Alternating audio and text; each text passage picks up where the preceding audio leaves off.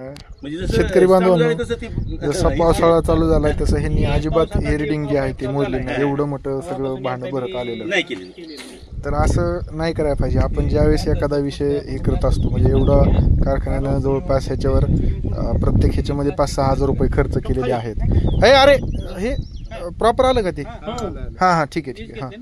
हां हां हां नाही नाही टाकू द्या चालतंय. तर विषय असा आहे की ह्याच्यामध्ये त्यांनी जे आहे ते मोजमाप घेतलं नाही. तर असं व्हायला नाही पाहिजे. आपण प्रॉपर रिडिंग जे आहे ते घेणं गरजेचं आहे. नाहीतर मग ऑथेंटिक डेटा जर आपल्याकडे नसेल तर आपण कसं ठरवणार की आपल्या भागामध्ये किती पाऊस पडला आहे. आणि मग पाऊसच ॲक्युरेट आपल्याला कळत नसेल किंवा पडलेलं पर्जन्यमान जर आपल्या लक्षात आलं नाही तर ह्याच्यामुळं होणार पुढं काय की म्हणजे